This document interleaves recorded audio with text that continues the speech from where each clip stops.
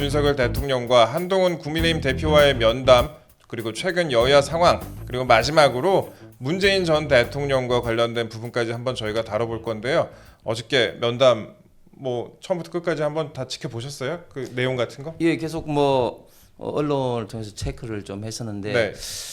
사실 많은 언론에서 빈손이다 이렇게 좀 비판하고 있지 않습니까? 어느 네. 정도 예상하긴 예상했는 건데 근데 행간을 자세히 보면 그렇게 또 전혀 빈손이다 네. 이렇게 좀 하기는 힘든 게 일단은 두 분 간의 어떤 만남 자체가 저는 갈등을 해소하는데 또 도움이 되기 때문에 의미가 있고 두 번째는 또 일부 동아일보나 일부 보도에서 보다시피 예를 들면 이제 대통령께서 김건희에서 3대 이슈에 대해서 예, 예. 예를 들어서 공식 활동을 이미 자제하고 있는 거 아니냐. 그다음에 또 김건희 여사 라인이라고 말한 사람들에서는 구체적인 잘못이 없다. 예. 그런 식으로 이야기하는 봐서는 사실은 대통령이 상당 부분 이런 문제에 대해서 인식하고 있고 있다. 그런 예. 어떤 것을 해결하기 위해서 참 나름대로 고민하고 있다. 네. 이런 것들을 알 수 있는 그런 또 대목이기도 했습니다. 예, 그렇습니다. 저희가 이런 내용도 좀 자세히 이따 여쭤볼 건데요.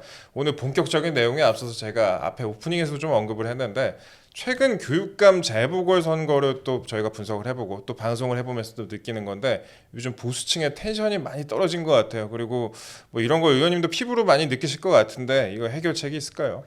아무래도 집권 여당으로서 사실은 국민들이 봤을 때 특히 우파 보수 진영의 국민들이 봤을 때 신나는 일도 없고 네. 국민 생활도 팍팍하고 하기 때문에 사실은 많이 정치적인 관심 특히 윤석열 정부에 대한 어떤 지지도라든지 국민의힘에 대한 어떤 관심이 떨어진 것이 당장 우리 그 뉴스 캐비넷을 비롯해서 네. 이런 어떤 그 보수파 유튜브 어떤 조회수라든지 이런 데서 그대로 드러나지 않겠습니까? 저희는 조금씩 늘고 있긴 한데 네. 아예 댓글 보면은 자주 싸우세요. 네. 네. 그런데 이제 우리가 분명히 한 가지 이제 알아야 될 게 지금 민주당은 11월 2일 날 이제 장애 집회를 이제 본격화함을 통해서 네. 지금 탄핵 공세, 탄핵의 나팔을 지금 불고 있는데 네. 이럴 때일수록 우리 우파 보수 진영의 국민들께서 관심의 끈을 놓아서는 안 된다. 그런 어떤 진짜 엄중한 좀 시국이다. 이런 것은 좀 분명히 우리가 인식을 할 필요가 있을 것 같습니다. 예. 네, 어제 면담 얘기를 또 시작해 보겠습니다. 그 대통령실 야외 정원에서 1시간 20분 면담을 했어요. 근데 단독 면담 대신에 정진석 대통령 비서실장이 배석을 했는데 한 대표 옆에 앉아 있었습니다. 이거는 어떻게 보셨습니까? 일단 대통령 비서실장이 배석을 하는 건 저는 자연스럽고 혹은 또 정무 수석이 배석할 수 있는 게 두 분 간의 어떤 대화도 사실은 정리도 할 필요성이 있을 것 같고 그리고 또 향후에 언론이 취재한다든지 할 때 또 대응도 해야 되기 때문에 그거는 지극히 과거부터 당연스러운이고 그 때문에 독대가 아니다 면담이다 이렇게 이야기하는 건 맞지 않은 것 같습니다. 단지 이제 또 어떤 시각에서는 자리 배치를 네, 두고 자리 배치 또 얘기하더라고요. 이야기를 하는데 저는 조금 그 부분에 대해서는 자리 배치를 좀 어떻게 했으면은 예를 들면 정진석 그 비서실장 한동훈 대표가 바로 나란히 옆에 앉아 있었는데 네. 이런 부분은 좀 달리 했으면 더 좋지 않았을까 하는 그런 생각 들었습니다. 예, 그런 말씀하셨는데, 그래도 이제 일단 처음에 말씀하신 거는 그래도 면담을 통해서 앞으로 많은 좀 기회가 있지 않을까 이렇게 일단 말씀을 하셨습니다. 한 대표가 직접 브리핑을 할 거라는 그런 보도도 있었는데 박정화 그 당대표 비서실장이 짧게 브리핑을 했습니다. 그 김 여사 관련해서 이른바 3대 요구, 그 다음에 특별감찰관, 여야 의정협의체 요청을 했다고 하는데 전반적인 관점평 한번 부탁 좀 드릴게요. 예, 일단 조금 전에 이제 말씀드린 것처럼 일단 전반적인 사항은 어느 정도 예상한 것처럼 지금 한동훈 대표의 김건희 여사에 대한 어떤 3대 요구가 결코 대통령실에서 참 수용하기가 쉽지 않은 어떤 이슈입니다. 네. 예를 들면 김건희 여사 활동 중단이라 했는데 대통령 영부인으로서 활동 중단하는 게 대한민국 전체적으로 봤을 때 도움이 되느냐. 대통령이 해외 순방할 때 그럼 따라가지도 말아야 되고 또 복지 시설에 대한 어떤 위문이라든지 이런 것을 하지 말아야 되느냐. 그것은 대통령 영부인으로서 제가 생각할 때는 권한이라기보다는 일종의 또 책임이다. 그리고 또 어떤 국가 원수 영부인으로서 해야 될 의무이다. 이렇게 생각을 합니다. 또한 지금 대통령실에 있는 또는 뭐 국회의원이 된 사람들을 일명 또 김건희 여사 칠인 라인이다 뭐, 예. 뭐 이렇게 이야기를 하는데 예. 지금 과연 그렇게 할 수 있을 그 대부분의 사람들이 사실은 뭐 저도 압니다만은 대통령 당시 그 경선 캠프 초기 2021년 대통령이 6월 29일 날 대통령 출마 선언을 하고 초기에 합류한 사람들이기 때문에 친소관계는 있을지 몰라도 하나같이 대통령 당선되는데 나름대로 역할을 하셨던 분들인데 그리고 이런 분들이 현재 대통령실에 근무를 하고 있거나 과거에 했던 분들인데 이런 분들 두고 비공식 라인처럼 똑같이 취급을 해서 김건희 여사 라인을 할 수 있느냐 이런 어떤 부분에 대해서 대통령실에서 어떻게 한동훈 대표의 요구를 담을 것인지 처음부터 사실은 좀 상당히 좀 제가 봤을 때도 좀 어려운 것 같았습니다. 네. 그럼에도 불구하고 대통령께서는 한동훈 대표의 이야기를 경청을 하면서 최대한 어떤 존중하는 입장을 보였다 보고 저는 가장 아쉬운 게 일단은 이것을 공개적으로 이런 문제를 제기를 해서 만난 걸 통해서 결국은 일반 어떤 국민들 혹은 좌파에서 봤을 때는 빈손해동이라는 이런 어떤 비판을 초래하게 됐다. 네. 그다음에 또 두 번째는 왜 이런 어떤 이슈를 가지고만 만나느냐. 국민들이 봤을 때는 지금 사실 뭐 김건희 여사든 뭐 이런 정치적인 이슈는 사실은 좀 식상을 하고 굉장히 좀 지겹고 좀 그렇지 않습니까? 그렇기 때문에 좀 더 국민들이 좀 좋아할 만한 이슈를 가지고도 만날 수도 있었는데 민생 이슈나 예, 그런 이슈가 아닌 어떤 이슈를 정했다는 거 이런 두 가지 즉 이슈 선정 문제와 또 공개 요구를 통해서 했다는 것 어떤 사전 이런 독대 전제 자체가 저는 좀 아쉽습니다. 그런 전제가 좀 아쉽다 이렇게 말씀을 하셨는데 그 인적 쇄신 관련된 부분 좀 제가 그런 말씀을 좀 여쭤볼게요. 아까 이제 뭐 요즘 뭐 라인이다, 뭐 7인이다 이런 얘기도 좀 돌았잖아요. 근데 정치권 일각에서 이른바 이제 인적 쇄신 부분에 대해서 대규모 인사를 통해서 자연스럽게 물갈이를 하는 방안 같은 절충안 같은 게 약간 나오기도 했었잖아요. 그리고 대외 활동, 그러니까 김건희 여사의 대외 활동 부분에 대해서도 뭐 해외 순방 등 꼭 필요한 부분에 대해서만 활동하는 식으로 이렇게 기류 변화가 있지 않겠냐 이런 분석이 나오기도 했었는데 어제 이런 내용은 좀 없었던 것 같아요. 그러면 근데 예. 제가 그 동아일보의 그 내용을 말씀드리지만 대통령께서도 이미 김건희 여사의 활동 부분에 대해서는 이미 자제하고 있다고 언급을 뭐 했다고 하시고 네. 그다음에 인사 문제는 저는 그렇게 생각합니다. 지금 윤석열 정부에 있어서 인사가 다른 역대 정부에 비해서 지금 활발하게 이루어지고 있지 않죠. 지금 한덕수 총리만 하더라도 역대 지금 최장수 총리로 지금 달려가고 있는 그런 형국인데 그렇죠. 그런데 이제 이런 것들이 결국은 대통령실에서 또 생각은 분명히 하고 있으실 거고 그런데 이제 국회 민주당의 어떤 동의 문제라든지 이런 문제 때문에 좀 현재 고민하고 부담스럽게 생각하고 있지 않느냐는 생각도 있지만 그러나 저는 대통령께서도 이런 어떤 인적 쇄신 문제는 누구를 대상으로 폭이 어떻게 될지는 모르겠지만 분명히 지금 생각하고 있다. 네. 그리고 그런 가운데서 자연스럽게 좀 이런 어떤 문제까지도 같이 연동해서 지금 현재 그 고민하고 있다고 생각을 합니다. 예, 어제 그리고 근데 그 뭐 면담 관련해서 조금만 더 말씀을 드리자면은 처음 이렇게 분위기 자체는 그렇게 나쁘지는 않았던 것 같아요. 뭐 산책하고 그다음에 제로 콜라 준비하고 이런 부분까지는 그랬는데 이제 둘 다 이제 별다른 입장을 발표하지 않으니까 네. 과정에서 어떤 얘기가 나왔던 거냐 이런 의문점이 이제 많이 있는데 네, 그렇죠. 그 박정하 실장이 윤 대통령의 답변에 대해서는 이제 용산을 통해서 들으라고 했는데 또 용산에서는 별다른 입장을 발표하지는 않았습니다. 그리고 언론 보도에서는 대통령실 관계자가 헌정 유린을 막아내고 정부 성공을 위해서 당정이 하나가 되기로 의견을 같이 했다 이렇게 밝혔고요. 예, 그렇습니다. 이게 요런 대목에서 사실은 좀 이제 아쉬운 게 사실은 우리가 개인 간의 만남에서도 어떤 시각으로 보느냐에 따라서 이제 그걸 이제 해석하는 어떤 그런 내용이 지금 달라지지 않습니까? 그런데 저도 어제 어떤 결과를 보고 결과 자체보다도 언론의 공개되는 이런 것을 보고 조금 이제 좀 아쉽다고 네. 생각하는 게 예를 들면 한동훈 대표가 내용을 떠나서 직접적으로 뭐 이야기를 하면서 나름대로 또 의미 있는 부분을 얼마든지 이야기할 수 있음에도 불구하고 막부로 집에 기가를 해서 박정아 실장에게 대신 언론 발표를 하도록 했는 거라든지 이런 것들이 아무래도 좀 전반적인 좀 분위기가 한동훈 대표 어떤 기대에는 미치지 못한 거 아니냐 뭐 이런 게 해석할 수도 좀 있을 것 같습니다. 그리고 대통령실에서는 방금 앵커께서 말씀하신 그 정도의 어떤 시각 이외에 말하기가 좀 부담스러운 게 또 어떻게 보면은 제가 이야기했던 좀 좋은 어떤 취지의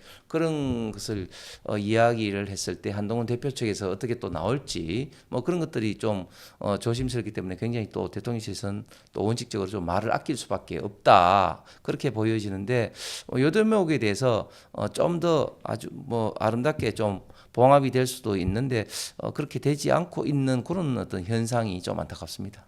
보통 근데 이렇게 하면은 공동으로 입장문 내고 그러지 않나요? 제가 정확하게 이런 장면이 좀 기억이 안 났고 그러는데 뭐 이게 사실 공동으로 입장문 내기는 조금 그런 게 예. 이게 뭐 그 여야 간의 만남이라든지 뭐 국가 간의 만남이라든지 이런 어떤 그 1대1의 어떤 그런 완전히 만남이 아니니까 사실은 역대 어떤 이런 대통령과 집권 여당 대표의 만남에서도 사실 공동으로 내지는 않았고 자연스럽게 어느 한 군데서 당신이 해라 당신이 해라 이런 식으로 해서 어느 일방이 이제 발표를 했었죠. 그런데 이제 뭐 그런 것 자체가 조금 조율이 지금 현재 잘 안 되고 있는 게 현실인 것 같습니다. 네, 그 윤 대통령 측은 이제 좋은 시간이었다, 뭐 유익한 만남이었다 이렇게 좋게 브리핑을 해달라는 취지로 당부했다 이런 보도가 오늘 있었어요. 중앙일보에서 그렇게 보도를 했는데 상호 간에 또 온도차가 있는 거 아니냐 이런 식의 분석도 좀 있습니다. 그렇습니다. 한동훈 대표가 막으로 기가했다는 자체가 뭐 그런 결과를 나타내는 것 같습니다. 예, 그렇습니다. 그러면 3대 요구 관련해서 좀 여쭤볼게요. 뭐 인적 쇄신, 대외 활동 뭐 중단, 뭐 의혹 규명을 위한 절차 협조 이런 부분들이 이제 면담 전에 보도로 이미 익히 알려졌던 내용이긴 한데 어제 면담에 대해서 뭐 별다른 성과가 없는 만남이라고 평가를 해야 될지 아니면 그래도 경색됐던 관계에 물꼬를 텄다 이 부분에 좀 더 포커스를 둬야 될지 의원님은 어떻게 보세요? 예, 저는 뭐 후자에 좀 더 좀 더 이제 무게를 좀 두고 싶은데 왜냐하면 네, 만약에 이런 어떤 만남이 없는 걸 상정하면 어떻게 되겠습니까? 계속 뭐 독대 만남조차도 허락하지 않는다. 뭐 그런 네. 식으로 어떤 시각을 이제 볼 텐데 일단은 만남을 통해서 두 분 간의 생각이 좀 정리가 좀 됐고 그리고 제가 말씀드린 것처럼 대통령께서도 좀 성의 있게 김건희 여사의 어떤 활동에 대해서는 이미 자제하고 있다. 네. 그리고 인사에 대해서도 언제 한다는 어떤 그런 말씀은 없었지만 잘못이 있다면 인사 조치를 한다는 어떤 그런 이야기를 한 걸로 봐서는 최대한 한동훈 대표의 좀 입장에서 좀 성의 있게 대답을 하셨다, 이야기하셨다 이런 어떤 시각으로 읽히기 때문에 어제 만남 자체가 빈손이었다보다는 지금 현재 그 당정 간에 특히 한동훈 대표 윤석열 대통령 간의 어떤 갈등을 해소하는 데 저는 분명히 좀 일정 부분은 네. 도움이 됐다고 생각합니다. 일정 부분 도움이 됐다. 그리고 조금만 제가 비슷한 질문은 굉장히 많이 드리잖아요. 지금 이게 말씀하시기 좀 곤혹스러울 수도 있을 것 같은데 사실 그리고 저희도 나와 있는 그 정보 자체가 많이 없기 때문에 그냥 가정을 또 많이 여쭤보고 그런 부분이 있는데 박정아 실장이 정부의 개혁 및 외교 안보 정책을 지지하고 당이 적극적으로 지원할 것 여기까지는 또 긍정적인 얘기죠. 이렇게 얘기를 했는데 뒤에 부담되는 이슈를 선제 해소할 필요성이 있다. 다시 또 이렇게 언급을 했어요. 그러면 앞으로도 지금 이른바 친한계에서 이제 비슷한 요구가 계속 이어질 것이다 이런 관측도 나오는데 이 부분에 대해서는 어떻게 좀 보십니까? 그래서 저는 앞으로 예. 어떻게 될지는 모르겠지만 일단은 한동훈 대표가 이야기했던 3대 이슈가 100% 해결이 안 됐을지는 모르겠지만 일단은 두 분 간의 어떤 만남을 통해서 네. 이 이슈는 이 이슈대로 이제 정리를 해야 되지 우리가 계속해서 불리한 이슈를 우리 스스로 확대 재생산해서는 그것은 진짜 공멸의 길이다. 네. 그만큼 어리석은 게 없다고 생각합니다. 아무래도 예를 들면은 싸움의 어떤 주전장에서 우리가 그 어떤 위치가 우리가 나쁘면은 빨리 전장을 옮겨야 되는 거 아니겠습니까? 네. 그렇기 때문에 우리에게 지금 이제 불리한 이슈를 회피가 아니라 어느 정도의 어떤 만남을 통해서 이제는 좀 저는 완벽한 해결은 아니지만 이제 해결됐다 보고 이런 것을 자꾸 탈출을 좀 해 나가야 되는 것이고, 그리고 최대한 당정 간의 어떤 협력하는 모습을 통해서 국민의 어떤 민생을 최대한 챙기는 모습을 보이는 것이 지금 윤석열 어떤 정부나 국민의힘에게는 물론이고 국민들에게도 도움이 되는 것이 아닌가 생각합니다. 예. 네, 그런 가운데 또 어제 면담 전에 이재명 민주당 대표와 한 대표가 다시 만나기로 했다는 그런 소식도 있었는데요. 타이밍상 그 이재명 대표의 노림수로 봐야 될 것 같은데 이건 어떻게 보셨습니까? 그렇죠. 이재명 대표 입장에서는 정말 그 EJ 혹은 뭐 이관계를 지금 이제 적극적으로 펼 수 있는 좋은 기회라고 보겠죠. 마치 당일에 던졌잖아요, 이거를. 예, 마치 지금 박근혜 당시 그 대통령 당시에 그 민주당 측에서 김무성, 유승민 대표를 통해서 일단은 뭐 탄핵을 해서 헌재 맡기자 이런 식으로 계속해서 좀 꼬드김을 했던 것들을 지금 현재 우리가 기억이 나는데, 한동훈 대표를 계속해서 어떻게 보면은 좀 응원하고 지원하고 있는 그런 어떤 형국이다. 제가 방송에서 많은 민주당 패널들을 만나보면은 한결같이 한동훈 대표를 응원하고 있는, 그리고 그게 국민의 뜻이다. 한동훈 대표가 대통령하기 위해서 그렇게 해야 된다. 한결같이 한동훈 대표를 지금 이제 응원하는 그런 어떤 목소리를 지금 계속 듣고 있는데, 지금 이재명 대표도 결국은 어제 만남을 딱 보고 난 다음에 재빨리 한동훈 대표하고 연결 이제 전화를 한 게 바로 그런 어떤 연결선상에서 해석될 수 있을 것 같고, 그럼에도 불구하고 저는 한동훈 대표가 이런 어떤 민주당이나 이재명 대표의 유치한 꾀임에 결코 넘어가지는 않을 거다. 네. 그리고 한동훈 대표 분명히 선언을 한 게, 지금 예를 들면 김건희 여사 특검이라든지 이런 것은 절대 용납해서는 안 된다고 이미 선을 그었지 않습니까? 네. 뭐 그런 어떤 세상에서 한동훈 대표의 앞으로의 어떤 행보도 굉장히 좀 관심 사항입니다 하면 합니다. 이재명 대표가 이렇게 뭐 만남을 갖자고 이렇게 제안을 했지만 사실 이제 본인 11월에 선고가 두 개가 있잖아요. 위증교사랑 그다음에 선거법 두 개가 있는데, 그걸 앞두고 이제 사법 리스크 방어 전략 아니냐 이런 분석이 또 많이 나오는 거 아니겠습니까? 그렇기 때문에 이제 11월 2일부터 민주당이 대규모 장애 집회도 본인의 그런 어떤 1심 선고에 대한 어떤 국민의 어떤 관심과 여론을 네. 돌리면서 자연스럽게 윤석열 정부 탄핵을 위한 어떤 분위기 조성 작업이라고 보여집니다. 네, 그렇습니다. 지금부터는 한번 이재명 민주당 대표 얘기 한번 해볼게요. 댓글창 보니까 왜 이렇게 다들 난리지? 근데 저희가 그렇습니다. 제가 앞서도 좀 말씀을 드렸지만 최근에 진짜 이 정치 유튜브 하는 게 쉽지 않다 이런 생각 많이 합니다. 이게 하루가 다르게 상황이 막 굉장히 빡세게 돌아가고 있어갖고, 저희는 그래도 제가 열심히 하겠다 그 말씀드리고, 다시 한번 하겠다 말씀드리고, 그 이재명 대표 한번 얘기를 좀 해볼게요. 여론조사에서 무당층 비율이 크게 좀 증가했다고 합니다. 그 여권 내홍에도 민주당 지지율이 횡보를 하고 있는데, 민주당이 이 반사 이익을 얻지 못하는 건 아니냐 이런 또 분석이 나옵니다. 이거 어떻게 보셨어요? 예, 그렇습니다. 설사 윤석열 정부나 국민의힘 지지율이 떨어진다 하더라도 통상적으로 민주당이 반사 이익을 누려서 지지율이 높아져야 되는데 그렇지 않고 있는 형국이죠. 그런 예. 윤석열 정부나 국민의힘이 실망한 분들은 중도층으로 잠시 이탈해 가면 갔지, 결코 이제 민주당은 지지하지 않는다는 게 이제 이미 이제 증명이 된 것인데, 지금 이런 어떤 그 시각에서 봤을 때 박근혜 과거 대통령 탄핵 때나 지금 민주당이 윤석열 정부를 향해서 탄핵 공세를 하는 것에 있어서 확실하게 차이 나는 것은, 네. 지금 봤을 때 그때는 문재인 대표가 이끄는 어떤 민주당의 어떤 큰 잘못이 없던 때였습니다, 사실은. 그렇죠. 예. 그런데 지금은 일반 어떤 국민들, 특히 중도층에 있는 국민들이 봤을 때는 민주당의 공세가 곧 이재명 대표의 방탄이다. 방탄. 이런 어떤 저는 인식이 굉장히 저변에 강하게 깔려 있다고 봅니다. 그렇기 예. 때문에 결코 민주당이나 이재명 대표의 지지율 상승으로 연결되지는 않을 거다. 이렇게 생각이 됩니다. 이게 리얼미터가 지난 14일부터 18일까지 이 전국 18세 이상 유권자 2,510명을 대상으로 조사를 했는데 무당층 비율이 9.4%로 집계를 됐고요.